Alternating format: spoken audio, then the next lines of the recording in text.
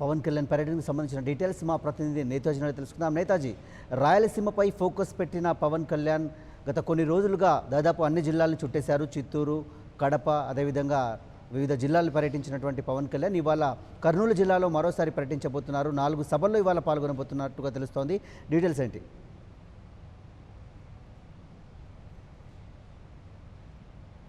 జనసేన అధినేత పవన్ కళ్యాణ్ ఎన్నికల ప్రచారంలో దూసుకు వెళ్తున్నారు. ఆయన సుడిగాలి పర్యటనతో వరుస బహిరంగ సభలను నిర్వహిస్తున్నారు. ఆయన నిన్నటి వరకు మొత్తం 31 బహిరంగ సభల్లో పాల్గొన్నారు. ఈ రోజు కూడా ఆయన రాయలసీమ జిల్లాలోని ఏవైతే కర్నూలు జిల్లా ఉందో అక్కడ 4 బహిరంగ సభల్లో పాల్గొనబోతున్నారు. ముందుగా నందికొట్కూరులో బహిరంగ సభను నిర్వహిస్తారు. ఆ తర్వాత ఏదైతే మనం ఉన్న ప్లేస్ ఉందో ఇక్కడ, అనంతరం ఆదోని, ఎమ్మిగనూరు, మొత్తం 4 చోట్ల ఆయన బహిరంగ సభలను నిర్వహించబోతున్నారు. ప్రస్తుతం మనం నంద్యాలలోని శ్రీనివాస సెంటర్లో ఉన్నాం. ఇక్కడ పవన్ కళ్యాణ్ బహిరంగ సభకు సంబంధించిన ఏర్పాట్లన్నీ కూడా చురుగ్గా జరుగుతున్నాయి. పవన్ కళ్యాణ్ కూడా ఎక్కడికి వెళ్ళినా తాను ఏం చేయదలుచుకుందో ప్రజలకు సూటిగా చెప్తున్నారు. రాయలసీమ వెనుకబాటుతనానికి గత పాలకుల నిర్లక్ష్యమే కారణం. జనసేన పార్టీ ప్రభుత్వాన్ని ఏర్పాటు చేస్తే ఖచ్చితంగా సౌభాగ్య రాయలసీమ పథకాన్ని ఇంప్లిమెంట్ చేసి 10 సంవత్సరాల్లో రాయలసీమని రతనాల సీమగా చేస్తానని పవన్ కళ్యాణ్ ప్రకటించారు. ఆ సౌభాగ్య రాయలసీమ పథకం అన్నది 50,000 కోట్లతో 10 సంవత్సరాల్లో ఇక్కడ ఎలాంటి అభివృద్ధి కార్యక్రమాలు చేపట్టాలి, ఎలాంటి పరిశ్రమలను ఏర్పాటు చేయాలి, అవి కూడా ఆయా భూభాగాలకు అనుగుణంగా ఉండే విధంగా, దాంతోపాటుగా ఇక్కడ వ్యవసాయాన్ని అభివృద్ధి చేయాలంటే ఇజ్రాయెల్ తరహా వ్యవసాయ విధానాలను ఇక్కడ అవలంబించాలి. 1,00,000 రైతులను, ఎవరైతే యువత ఉంటారో వారిని రైతులుగా మార్చి వ్యవసాయం మీద వారికి మక్కువ పెంచే విధంగా పాలసీలను తీసుకొస్తానని కూడా పవన్ కళ్యాణ్ ప్రకటిస్తున్నారు. సీమ వెనుకబాటుతనం మీద ఆయన గత ఏడాది డిసెంబర్ 2వ తారీఖునే అనంతపురంలో రాయలసీమ కరువు, వలసలు, అన్నదాతలు, చేనేత కార్మికుల ఆత్మహత్యలపైన కవాతును నిర్వహించారు. అది గ్రాండ్ సక్సెస్ అయింది. ఆ తర్వాత కూడా రాయలసీమ జిల్లాలో దాదాపు 15 రోజుల పాటు ఆయన పర్యటించారు. ప్రతి చోట కూడా ఇక్కడ సమస్యలు ఏంటివి అన్నది పవన్ కళ్యాణ్ అడిగి తెలుసుకుంటున్నారు. అలానే పార్టీ తరఫున ఎలాంటి సహాయ సహకారాలు అందించడానికైనా సిద్ధంగా ఉన్నాం. జనసేన పార్టీ ప్రభుత్వాన్ని ఏర్పాటు చేసినా చేయకపోయినా ఖచ్చితంగా రాయలసీమకి జనసేన పార్టీ ఎప్పుడూ అండగా ఉంటుంది. నేను కనుక సీఎం అయితే ఇప్పటి వరకు రాయలసీమకు ఏ సీఎం చేయనంత అభివృద్ధి చేసి చూపెడతానంటూ కూడా పవన్ కళ్యాణ్ ప్రకటిస్తూ వస్తున్నారు. ఇక ప్రతి బహిరంగ సభలో కూడా తన మేనిఫెస్టో ఏదైతే ఉందో ఆ మేనిఫెస్టోలో పొందుపరిచిన అంశాలనే ప్రజలకు వివరిస్తున్నారు. రైతులకు సంబంధించి 8,000 రూపాయల ఆర్థిక సాయం, అలానే 60,000 పైబడిన సన్న చిన్నకారు రైతులతో పాటు కౌలు రైతులకు సంబంధించి 5,000 పెన్షన్ ఇచ్చే విధంగా ప్రతి నెల నేను నిర్ణయం తీసుకున్నాను. పార్టీ ప్రభుత్వాన్ని ఏర్పాటు చేస్తే ముందు ఈ 2 ఫైళ్ళ మీదే సంతకం పెడతానన్నారు. అలానే ఆడపడుచులకు సంబంధించి కూడా ఏదైతే నగదు బదిలీ ఉందో 2,500 నుంచి 3,500 వరకు ప్రతి మహిళా అకౌంట్లో నెలకి 2,500 నుంచి 3,500 వరకు నగదును బదిలీ చేస్తారు. దీని మీద 3వ సంతకం ఉంటుందంటూ పవన్ కళ్యాణ్ ప్రకటించారు. ఇదే కాకుండా యువతను దృష్టిలో పెట్టుకుని కూడా 10th వరకు చదివిన వాళ్ళు ఎవరైతే ఉంటారో వారికి 25,000 ఉద్యోగాలను కల్పిస్తాను. వాళ్ళంతా కూడా స్పెషల్ పోలీస్ కమాండోలుగా తీర్చిదిద్దుతాను. 6 నుంచి 9 నెలల పాటు శిక్షణనిచ్చి ఆ 25,000 మందిని భద్రత కోసం ఉపయోగిస్తానని పవన్ కళ్యాణ్ ప్రకటించారు. ఇది ఆ యువతలో కొంత ఉత్సాహాన్ని రేపిందని చెప్పాలి. ఇదే కాకుండా నిరుద్యోగులను దృష్టిలో పెట్టుకుని 3 లక్షల ఉద్యోగాల భర్తీకి జనసేన పార్టీ కట్టుబడి ఉంది. 3 లక్షల బ్యాక్లాగ్ పోస్టులు ఏవైతే ఉన్నాయో వాటన్నింటిని కూడా గుర్తించాను. అది ప్రభుత్వాన్ని ఏర్పాటు చేసిన 6 నెలలలోగానే వాటన్నింటిని భర్తీ చేస్తాను. అదే కాకుండా ప్రతి సంవత్సరం 10 లక్షల ఉద్యోగాలను సృష్టించే విధంగా పాలసీలను రూపొందించాను. అది ప్రభుత్వ రంగం కావచ్చు, ప్రైవేట్ రంగం కావచ్చు. ఈ రకంగా నిరుద్యోగులు ఎవరైతే ఉంటారో వారికి జనసేన పార్టీ అండగా ఉంటుందంటూ పవన్ కళ్యాణ్ ప్రకటించారు. ఇక ఆడపడుచులకు సంబంధించి ఉచితంగా 6 నుంచి 10 గ్యాస్ సిలిండర్ల పంపిణీ కావచ్చు. ఇంకా మహిళలకు సంబంధించి రాజకీయంగా 33% రిజర్వేషన్లు ఉన్నాయి. ఇదే కాకుండా ప్రభుత్వ ఉద్యోగులకు సంబంధించి అతి ముఖ్యమైనది వాళ్ళు కాంట్రిబ్యూటరీ పెన్షన్ స్కీమ్ని రద్దు చేయాలని ఎప్పటి నుంచో డిమాండ్ చేస్తున్నారు. వారి డిమాండ్ని ఇప్పటివరకు ఏ ప్రభుత్వం కూడా పట్టించుకోలేదు. పవన్ కళ్యాణ్ మాత్రం మేనిఫెస్టోలోనే ఆ అంశాన్ని పెట్టారు. సిపిఎస్ని రద్దు చేస్తాను, పాత పెన్షన్ విధానాన్ని పునరుద్ధరిస్తాను. ఎందుకంటే నేను ఒక కానిస్టేబుల్ కొడుకుని, గవర్నమెంట్ ఎంప్లాయీస్ యొక్క కష్టసుఖాలు ఎలా ఉంటాయో నాకు తెలుసు. ఈ నేపథ్యంలోనే నేను ప్రభుత్వ ఉద్యోగులకు అండగా ఉండేందుకు ఈ నిర్ణయం తీసుకున్నానని పవన్ కళ్యాణ్ ప్రభుత్వ ఉద్యోగులను దృష్టిలో పెట్టుకుని ఆ నిర్ణయాన్ని ప్రకటించారు. ఆ నిర్ణయం పట్ల ప్రభుత్వ ఉద్యోగుల నుంచి కూడా జనసేన పార్టీకి సంపూర్ణ మద్దతు లభిస్తుందని మనం చెప్పాలి.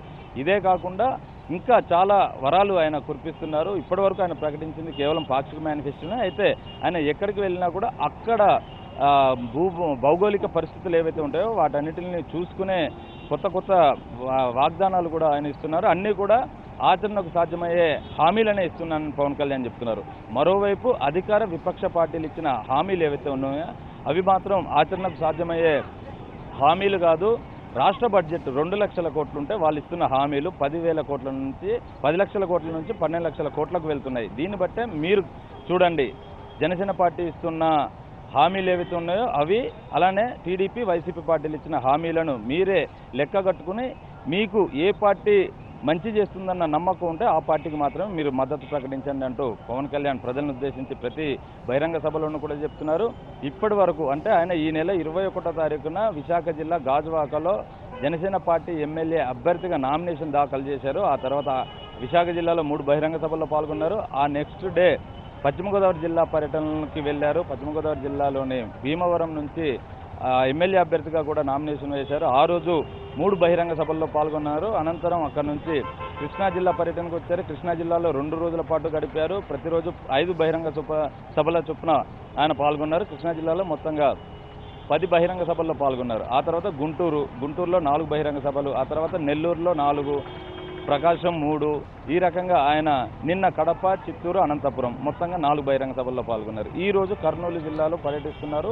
ఇక్కడ కూడా 4 బహిరంగ సభల్లో పాల్గొనబోతున్నారు. అంటే మొత్తంగా ఈ రోజుతో ఆయన 35 బహిరంగ సభల్లో పాల్గొన్నారని మనం చెప్పాల్సి ఉంటుంది. ముందుగా నందికొట్కూరుకు చేరుకుంటారు. నందికొట్కూరులో బహిరంగ సభలో పాల్గొని అక్కడ ప్రజలను ఉద్దేశించి ప్రసంగించిన అనంతరం నంద్యాలకు వస్తారు. నంద్యాల తర్వాత ఆయన ఎమ్మిగనూరు, ఆ తర్వాత ఆదోని, ఈ రకంగా ఈరోజు 4 బహిరంగ సభల్లో పాల్గొని తాను ప్రజలకి ఏం చెప్పదలుచుకున్నది డైరెక్ట్గా చెప్పే ప్రయత్నం అయితే పవన్ కళ్యాణ్ చేస్తారు.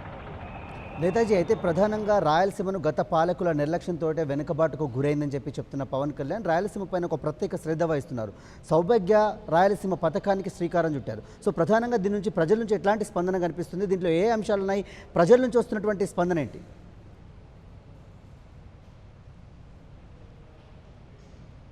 అయితే పవన్ కళ్యాణ్ ఒకటే చెప్తూ వస్తున్నారు, రాయలసీమలో ఫ్యాక్షన్ అన్నది లేకుండా చేస్తాను. ఇప్పటికీ కొంతమంది అలానే ప్రయత్నిస్తున్నారు. నాకు సంబంధించి నేను ప్రచారానికి వెళ్తున్నా అడ్డుకునే ప్రయత్నం చేస్తున్నారు. జనసేన పార్టీ మాత్రం ఏ ఒక్కరికి భయపడే ప్రసక్తే లేదు, భయపడదు. మీకు అండగా నేను ఉంటాను అంటూ పవన్ కళ్యాణ్ ఇక్కడ ప్రజలకు చెప్తూ వస్తున్నారు. గత పర్యటనలో కూడా చిత్తూరు బహిరంగ సభ వేదికగా పవన్ కళ్యాణ్ ఒక ప్రకటన చేశారు.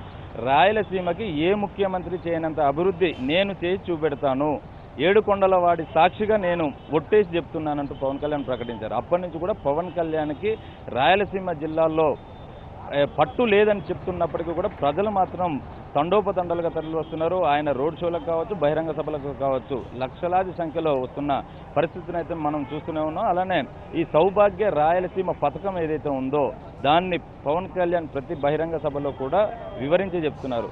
ఈ పథకం యొక్క ముఖ్య ఉద్దేశం ఇక్కడ వలసల్ని నివారించడం, అన్నదాతలకు అండగా ఉండడం, అలానే చేనేత కళాకారులు, కార్మికులు అనడానికి కూడా పవన్ కళ్యాణ్ ఇష్టపడరు.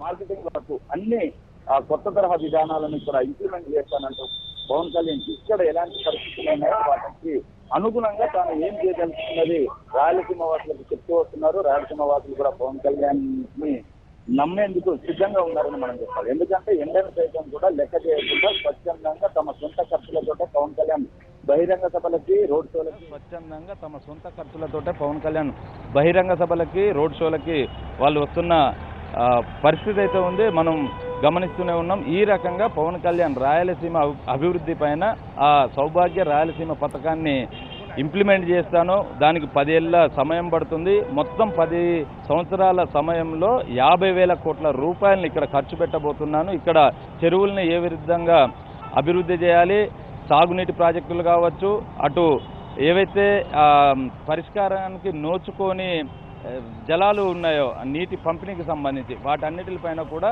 వాటర్ కమిషన్ని ఏర్పాటు చేస్తానని పవన్ కళ్యాణ్ ప్రకటించారు. దానికి ముఖ్యమంత్రి చైర్మన్గా ఉండే విధంగా ఈ నిర్ణయం తీసుకుంటానని పవన్ కళ్యాణ్ చెప్పారు. ఈ రకంగా రాయలసీమ వెనుకబాటుతనానికి గల ప్రధాన కారణాలను వివరిస్తూనే వాటి పరిష్కార మార్గాలు జనసేన పార్టీ ఏ విధంగా చేస్తుంది అన్నది పవన్ కళ్యాణ్ చెప్పే ప్రయత్నం చేస్తున్నారు. ఇందులో ఆయన సక్సెస్ అయ్యారని చెప్పాలి. Right, thank you Netaji.